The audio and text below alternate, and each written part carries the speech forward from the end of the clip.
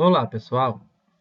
Bem, neste encontro vamos falar dos micronutrientes para a fertilidade do solo e nutrição mineral de plantas.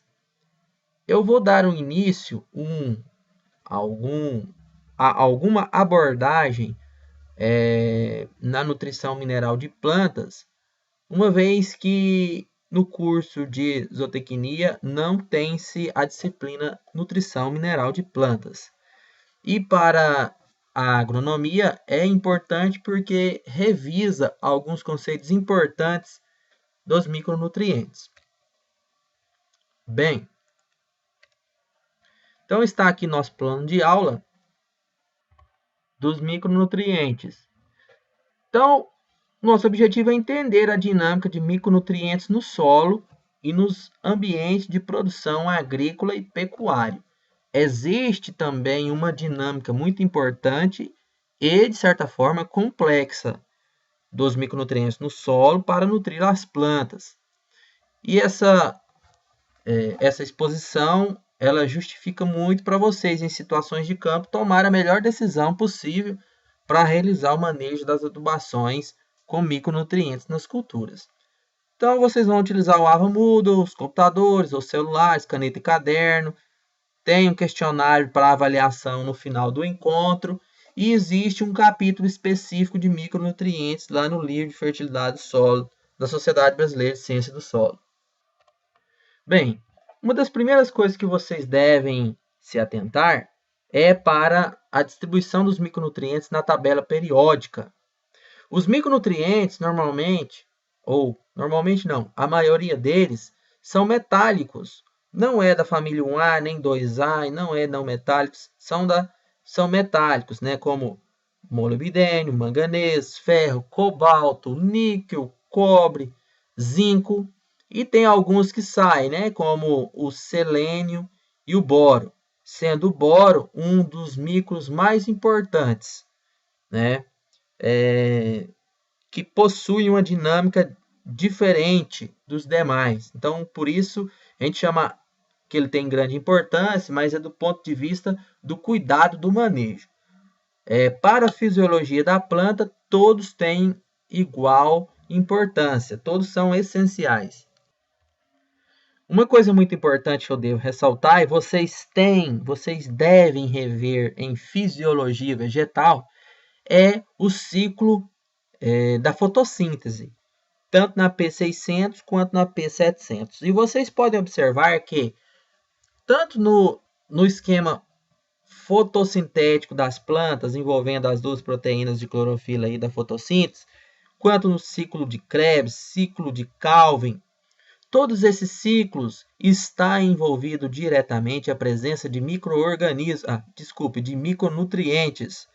Esses micronutrientes atuam principalmente como cofatores enzimáticos, ativadores de reações químicas, condução de elétrons, condução de ATP. Então, a importância é muito grande de qualquer micronutriente para a fisiologia da planta, porque interfere diretamente na produção de fotossíntese. Então, veja, olha só aqui exemplos. Temos aqui manganês, que ajuda a quebrar e tirar elétrons da molécula de água e jogar para o sistema. Temos aqui o ferro, que conduz elétrons também aqui, ó, e formação de ATP. Temos o cobre, né, também no mesmo esquema. Temos o zinco com o cobre, também conduzindo elétrons aqui, ó, aqui nessa enzima superoxidase desmutase. Temos ferro aqui em cima na ferredoxina. Então, pessoal, é muito importante a presença de micronutrientes, porque na ausência desses ou na deficiência desses, na deficiência a planta não consegue aportar, não consegue produzir a demanda suficiente de energia, de ATP. Então a planta cresce pouco. E se faltar 100% do micronutriente, vai morrer, porque não vai completar o ciclo fotossintético, tá? Então, pessoal, É muito importante a presença de micronutrientes, justamente porque vai atuar nesses ciclos fisiológicos. Quer entender a atuação de micronutrientes na planta? Volte na teoria dos ciclos fisiológicos lá em fisiologia vegetal e você vai ver onde é que eles estão atuando especificamente, tá? Então, por isso é muito importante. Atuação na fisiologia vegetal nos sistemas fisiológicos da planta. Veja aqui, de maneira geral, alguns sintomas de deficiência de micronutrientes nas plantas. Os sintomas de deficiência de micronutrientes são bastante generalizados, são bastante comuns e parecidos nas diversas culturas. O que mais é característico é essas internervuras amareladas, ausência de cloroplastos, ausência de quê? De fotossíntese. Então, o que é, pessoal? Ora, simplesmente porque está faltando ATP para a produção de cloroplastos. E se falta ATP, falta cloroplastos, falta fotossíntese. Então, a cor das plantas ficarão amarelecidas porque não tem cloroplastos. Se falta fotossíntese, se falta cloroplasto, falta fotossíntese, fotossíntese, a planta não cresce, não produz, não enche os grãos, não tem alto teor de proteína, não produz açúcar, enfim, tá certo? Então, deficiências de zinco, de cobre, de manganês, de cobalto, normalmente possuem as sintomatologias muito parecidas uns com a outras, que essa é a internervura amarelada. E nas folhas novas, tá? Alguns nutrientes como boro já possuem sintomas diferentes, né? Que é um nutriente mais móvel na planta, no solo, móvel no solo, imóvel na planta. Então, pode causar necrose de tecidos, porque o boro, assim como o cálcio, atuam na divisão celular. Aqui, os outros nutrientes atuam nos ciclos fisiológicos. Então, de maneira geral, são folhas amarelecidas e cloróticas. Clorose internerval. Tá certo?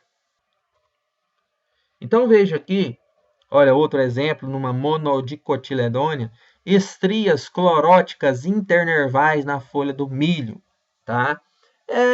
É muito parecido com as demais poáceas, com as demais gramíneas, tá?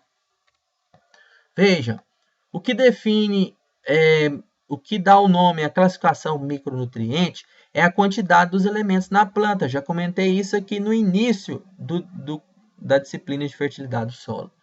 Vejam que para nitrogênio, potássio, cálcio, magnésio, fósforo, enxofre, as quantidades dos nutrientes na planta são muito grandes, de 25 até 320 quilos por hectare desses nutrientes.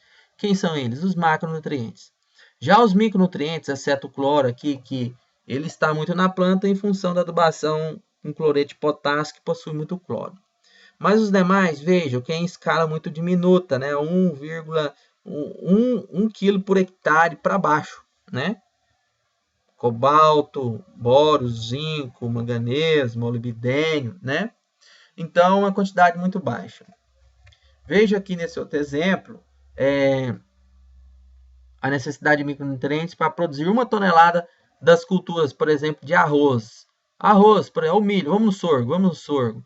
O sorgo precisa de 100 gramas para produzir 1 tonelada do sorgo. Olha só que loucura, 100 gramas, né?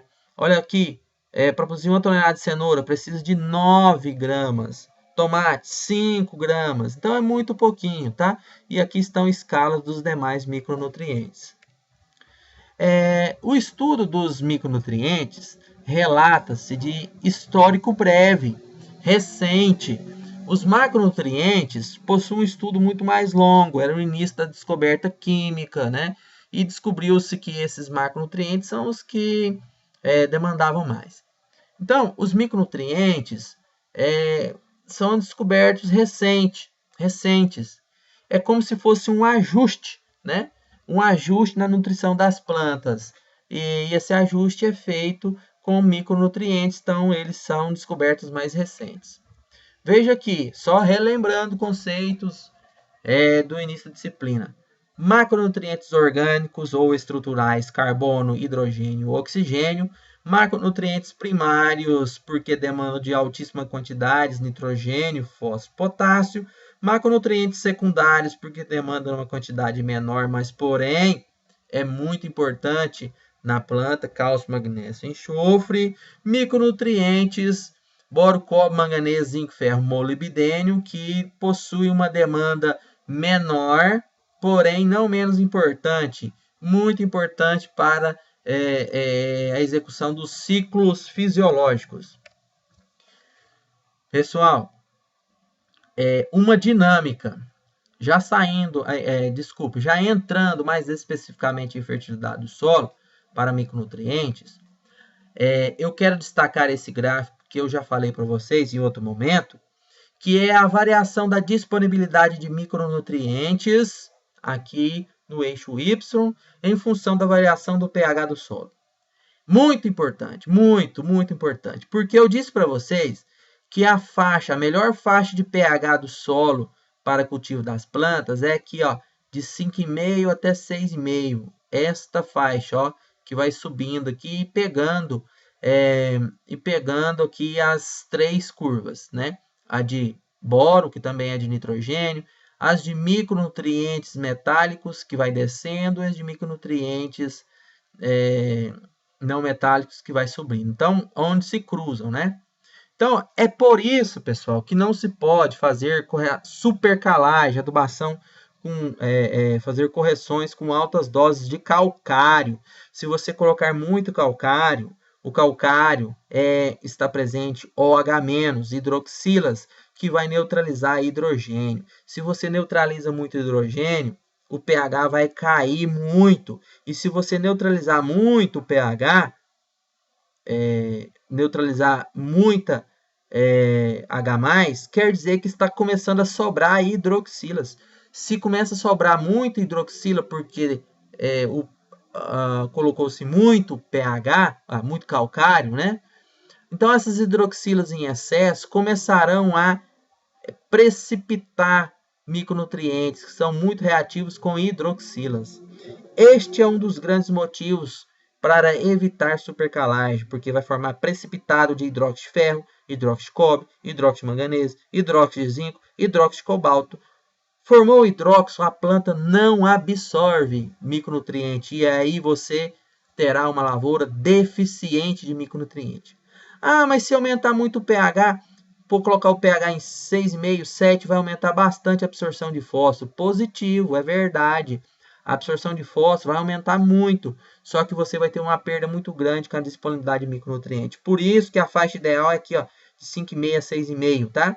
Abaixo de 5,5, você terá muita fixação de fósforo, porque tem muito H+. Acima de 6,5, você terá muita precipitação de micronutrientes, porque está começando a sobrar hidroxilas. Está certo? Entendido isso? Nunca, jamais esqueça desse gráfico. Você não precisa de gravar ele, mas você precisa de saber que ele existe para consultar, tá? Nunca esqueçam dele. Saiba que ele existe. É assim que você precisa, consulte-o, tá? Então, essa com certeza é uma pergunta de avaliação e que cai também muito em concurso. Bom, aqui está as formas absorvíveis dos principais micronutrientes, né? Normalmente na forma 2+, ou 3+, né? Aqui cobre 2+, temos zinco 2+, ferro 2+, né? E temos outros como molibdênio. O molibdênio é um ânion. Então, o molibdênio e o boro, que é um borato, olha o que acontece com eles, ó. O cloro também, ó, eles aumentam, né? De acordo com a variação do pH. Se o micronutriente for metálico, ele sempre reduz a disponibilidade com o aumento do pH. Ocorre o inverso com os micronutrientes aniônicos, né? Bom, desculpa. Bem, vamos chamar a atenção para isso daqui. O cuidado, o muito cuidado. O que é? Comportamento dos nutrientes na planta. Mobilidade dos nutrientes nas plantas. Não no solo, é nas plantas. Estou falando nas plantas aqui. Cuidado para não confundir mobilidade de nutrientes na planta com mobilidade de nutrientes no solo. Tá? Então, o nitrogênio e o potássio é altamente móvel na planta, no solo também. Fósforo, cloro e manganês é altamente móvel na planta. O fósforo no solo é praticamente imóvel. Enxofre, zinco, cobre, manganês, ferro e molibdênio é parcialmente imóveis na planta e possui uma restrição, uma dificuldade de mobilidade no solo. O micronutriente boro e o macronutriente cálcio é praticamente imóvel na planta. E no solo, o boro é muito móvel, perde facilmente por lixiviação. O cálcio é móvel no solo. Pronto? Agora você pausa o vídeo e ouve novamente o que eu disse isso e anota no papel essas diferenças. Quem é móvel no solo, quem é móvel na planta, individualmente. Você precisa saber disso, dessa mobilidade para diagnose do estado nutricional das plantas. Plantas com deficiência foliar nas folhas novas quer dizer que o nutriente é imóvel na planta. Plantas com deficiência nutricional nas folhas velhas quer dizer que o nutriente é muito móvel na planta, tá? Nutriente muito móvel no solo, você tem que manejar de forma que parcele as adubações. Nutriente praticamente imóvel no solo, você tem que colocar praticamente todo ele no plantio. As raízes têm que interceptar esse nutriente imóvel no solo. Pronto, volta o vídeo e grava essas informações, escreve isso no caderno. Isso é muito, muito importante para você, tá?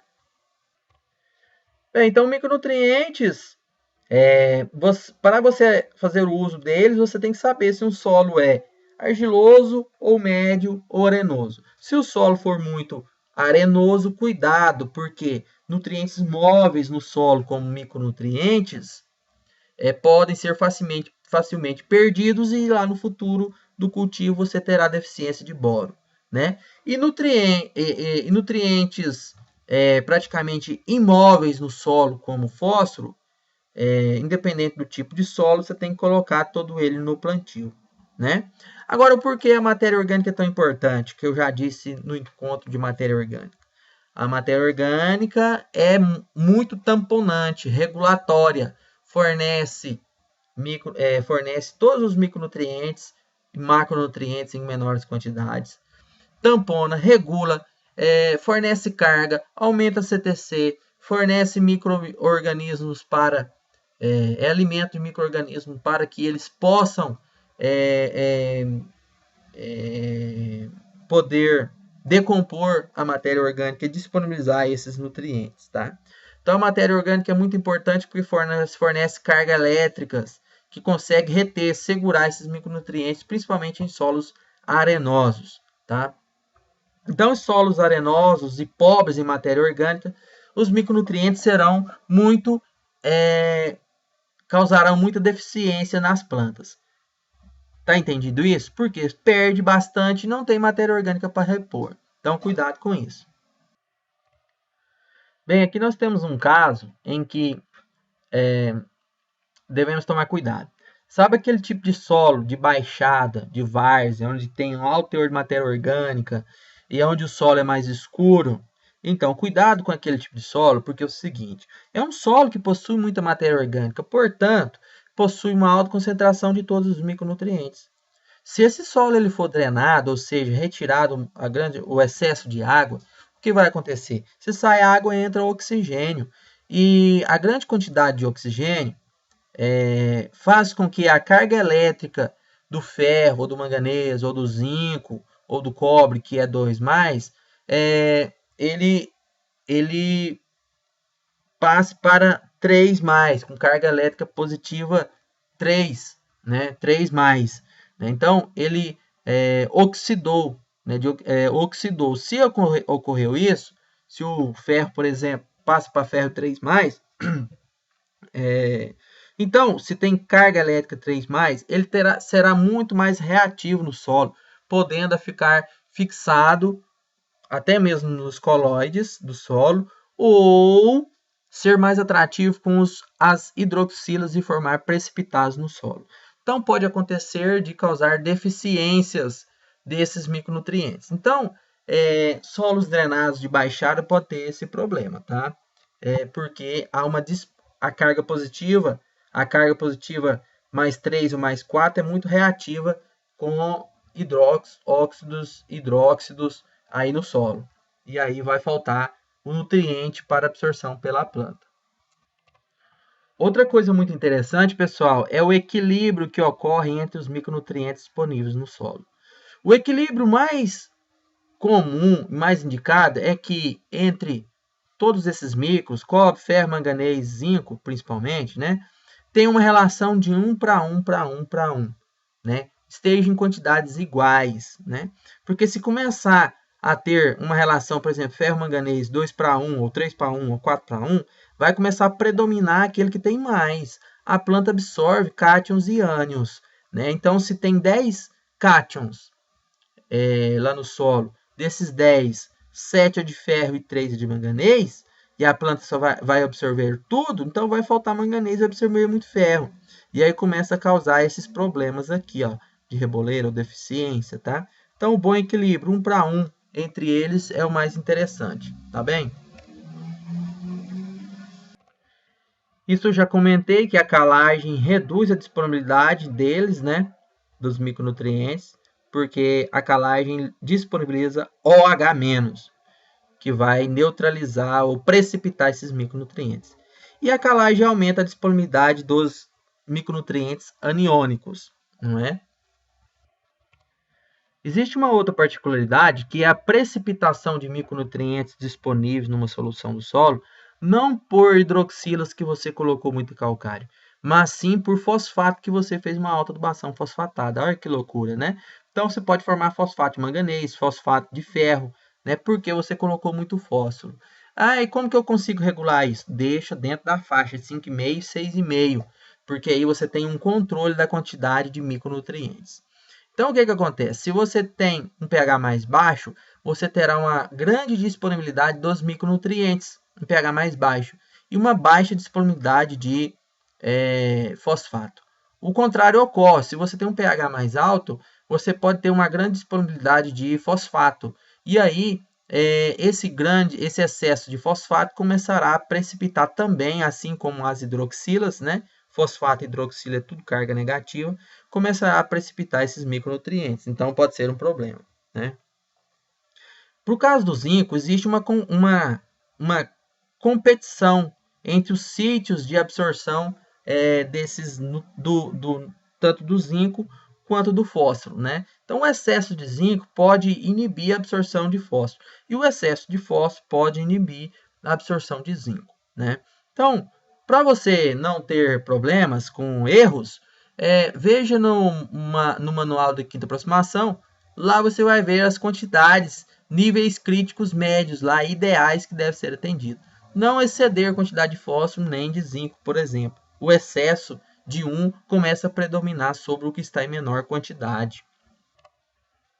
Bem, pessoal, mudando um pouquinho de assunto aqui dentro, muito importante o entendimento disso daqui. Quelatos, quelatização, os quelatos. O que são quelatos? Quelatos são formados pela combinação de um agente quelatizante através de ligação coordenadas. Um agente quelatizante é um agente como a matéria orgânica, DTPA, EDTA, EDTTPA, tem vários outros aí, que são moléculas químicas, exceto a matéria orgânica, rica em cargas elétricas, normalmente negativa, que vai ligar com as positivas dos cátions metálicos. Só que possui uma estabilidade menor e no meio, né, da solução do solo, os quelatos conseguem liberar de maneira gradativa os cátions de micronutrientes, né? Então, é como se fosse cargas negativas que controlam a liberação dos cátions para a solução do solo. Se você pegar um sal, por exemplo, sulfato de cobre, dissolver na água e aplicar à planta, a planta vai absorver aquele cobre e o sulfato naquele momento. Mas se sobrar cobre na solução do solo e a planta não absorver, isso vale para sulfato de manganês, sulfato de ferro. Se sobrar esse íon metálico acompanhante na solução do solo e ele estiver desprotegido, ele está sujeito à precipitação pelo fosfato, à precipitação por hidroxilas, à fixação nos colóides negativos do solo. Logo, ele estará indisponível para a planta. Então, você precisa de um agente que proteja o cátion metálico de micronutriente. E esse agente é o quelato, que vai ligado. Então, o micronutriente vai ligar essas cargas negativas do quelato e, à medida que a planta vai absorvendo, o quelato vai liberando esses nutrientes para a planta absorver. Tá certo? Veja mais. A estabilidade da ligação do quelato metal determina geralmente a disponibilidade dos nutrientes aplicados para as plantas. Dissocia-se pouco em solução, principalmente a principal vantagem dos quelatos é por conta dessa leve dissociação e liberação lenta desses micronutrientes para a planta. E o metálico? 2 ou mais grupos de doadores de elétrons, moléculas em anel simples, perda de habilidade de atuar como um íon. Esse íon metálico é o cobre, o manganês, né, o zinco. É um íon que tem esse nome metálico porque lá na tabela periódica ele é um metal, porém é um nutriente, né? Então, o quelato protege esses íons metálicos, liberando de maneira gradativa para a nutrição da planta, tá certo? Veja só, mecanismos, né, de ação dos quelatos. Ó, o quelato protege, segura o ferro aqui, ó, né, e vai liberando aos poucos para a planta ir absorvendo, tá? Quelatos sintéticos, aqui, ó, os quelatos sintéticos, não orgânicos, sintéticos. DTPA, DTA, DTPA, DDDA, tá vendo? Vários quelatos aí. Aqui tem um dado que diz que aumenta muito a eficiência desses micronutrientes. E os complexos orgânicos, olha aí de novo aí, orgânico, a matéria orgânica, né? Produzido pela reação de metais, de sais metálicos com subprodutos da indústria de polpa de madeira e outros. A estrutura química desses agentes, assim como o tipo de ligação química dos metais com os componentes orgânicos. Bom, aqui a gente tira a lição de que a matéria orgânica possui cargas elétricas negativas e positivas em altas e grandes quantidades porque possui uma superfície específica muito grande, né? Então, se a matéria orgânica possui cargas elétricas negativas, ela vai, então, segurar esses micronutrientes catiônicos, né? Fazendo um papel de quelato. Eu não falei para você que a matéria orgânica é um agente tamponante, regulatório, funciona como um quelato natural, um quelato orgânico, de liberação lenta de micronutrientes, tá? Então, por isso, é muito importante a matéria orgânica. Se o teor de matéria orgânica no solo for muito baixo, você terá um agente tamponante muito reduzido, tá? Então, veja, aqui está o zinco sendo quelatizado e protegido. Estando na solução do solo, ele é liberado de acordo com a necessidade da planta. Veja aqui, uma molécula de DTPA quelatizando um cobre, né? Segurando o cobre. À medida que a planta precisa, ele vai liberando esse cobre para a planta absorver, né? Plantio direto. O plantio direto é muito importante porque fornece matéria orgânica e os agentes quelatizantes naturais e orgânicos são mais estáveis, né? E aí nós temos, então, uma condição mais regulatória da disponibilidade de micronutrientes, tá? Então, matéria orgânica é sempre muito importante. Não esqueçam. Quanto às fontes dos micronutrientes, vejam só, nós temos fontes minerais inorgânicas, né? Ó, sulfato de cobre, sulfato de manganês, de zinco, molibdênio de sódio. Só que todos esses, todos esses possuem uma alta concentração do micronutriente. Porém, quando é dissolvido tudo na água, né? Todo esse micronutriente ele é solubilizado na água. Se você colocar na solução do solo, esse micronutriente solubilizado ele estará então muito mais suscetível a essas precipitações. Assim ocorre com os óxidos também, ó. Óxido cuproso, né? Óxido cúprico, né? Liberação de cobre, óxido de zinco, liberação de zinco, né? Alguns dessas fontes aí são até fungistáticos ou bactericidas, né? Veja essa outra fonte, né, de micronutriente, ó, FTE, ou termofosfato magnesianos, por exemplo, né? Nós temos, olha só, nós temos aqui uma variação muito grande desses micronutrientes em forma de pó, de fertilizante, pó ou até mesmo granulado, né? E em concentrações já menores. E eles têm uma eficiência muito boa para absorção pelas plantas. Aqui nós temos as fontes orgânicas quelatadas, as fontes contendo micronutriente orgânico quelatado. Só que aqui, pelo motivo da quelatização, a concentração do micronutriente no produto é menor, só que a eficiência é muito maior. Veja a comparação, né? Aqui a concentração do micronutriente é muito maior, só que a eficiência é muito menor. Aqui o contrário, né? A eficiência é muito maior, né? Dos fertilizantes micronutrientes contendo quelatos, tá? Então, priorizem o uso de quelatos para você ter uma boa eficiência, tá? Fertilizantes contendo micronutrientes quelatizados. Os micronutrientes são bastante comuns no seu comércio para ser aplicado via foliar. Por quê? Porque a adubação foliar, folha não foi feita para absorver nutriente. Folha é feita para fazer fotossíntese. Mas a folha absorve micronutriente, né? E pelo motivo de não ser feita evolutivamente para absorver nutriente, ela absorve pouco micronutriente.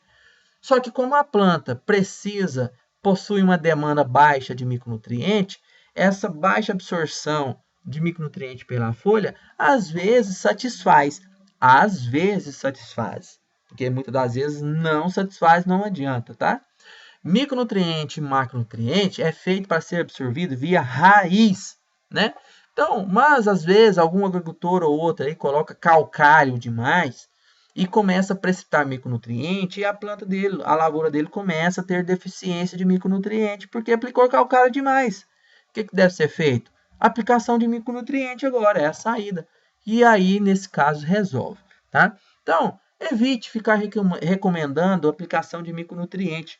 Prioriza a aplicação de matéria orgânica, o plantio direto, uma adubação equilibrada no solo, de forma que garanta a disponibilidade do micronutriente no solo. Tá certo? Aí como que se sabe se está faltando ou não micronutriente para aquela cultura? Ora, sintomas visuais ou análise do tecido foliar, tá? Que deve ser feito. Quero até abrir um parênteses sobre aqueles sintomas visuais lá de deficiência de micronutrientes. Eu quero dizer o seguinte, para você saber qual é o micronutriente que está causando aquela bagunça toda de sintoma nutricional, qual é o micronutriente que está causando, só tem uma forma, é fazer a análise do tecido foliar. Visualmente não dá para saber. Nos manuais de recomendação de adubação, calagem e gessagem, possui essas informações as faixas e níveis críticos das quantidades ideais dos micronutrientes, assim como as dos macronutrientes, tá? Consultem os manuais, aprenda a utilizar o manual da quinta aproximação, ou Souza e Lobato, ver que aqui é os níveis críticos, tá? Nos próximos encontros aí nós vamos estar falando disso, sobre interpretação dos nutrientes no solo. Então, volto a repetir. O fornecimento de micronutrientes pode ser via solo, pode ser via folha ou até via semente. planta é feita para absorver nutrientes via solo, então priorize sempre o solo. Por alguma condição ou outra, você pode aplicar micronutrientes via folha. Agora, existem algumas condições isoladas, como aplicação de molibdênio inoculada na semente da soja. Ela é muito bem-vinda porque molibdênio é um cofator enzimático para as bactérias nitrossomonas converter o nitrogênio atmosférico em nitrogênio assimilável pela planta. E esse molibdênio inoculado na semente da soja, ele é muito eficaz e eficiente. Então, você pode fazer uma adubação com molibdênio na semente de soja, por exemplo. Existem outros casos parecidos, tá? Pessoal, como eu já disse para você, micronutriente possui uma demanda muito baixa pela planta. Então, nós temos um grande problema aqui na fertilidade do solo, que é fornecer micronutriente para as plantas, porque demandam de 1, 2 ou 3, 4 quilos por hectare de um micronutriente qualquer. Se você colocar mais do que isso, causa fitotoxidez. Então, como que você vai colocar 4 quilos em 1 hectare de cultivo de soja, de boro, por exemplo? É complicado, é difícil. Então, algumas estratégias são fazer mistura de grânulos, pegar o boro e misturar no grânulo do NPK, por exemplo, né? Mistura granulada, micro na base, como é o caso de micro na semente de soja, né? Ou micronutrientes nos termofosfatos magnesiano, misturado no fertilizante termofosfato magnesiano em pó.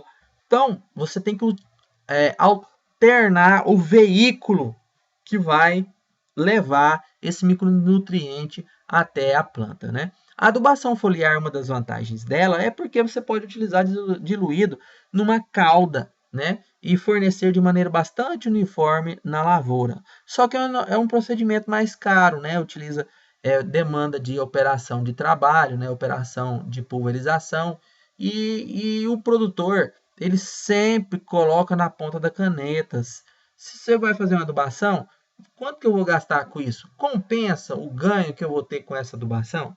Muitas das vezes não compensa, então ele deixa produzir menos, entendeu? Então, é nesse caminho, nesse sentido, tá?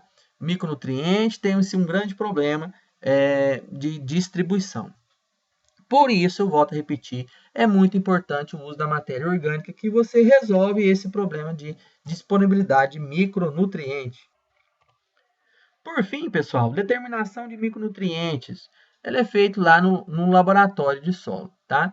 A gente vai ver em aula prática como é feita essa extração utilizando a via Melich, o extrator Melich para o estado de Goiás.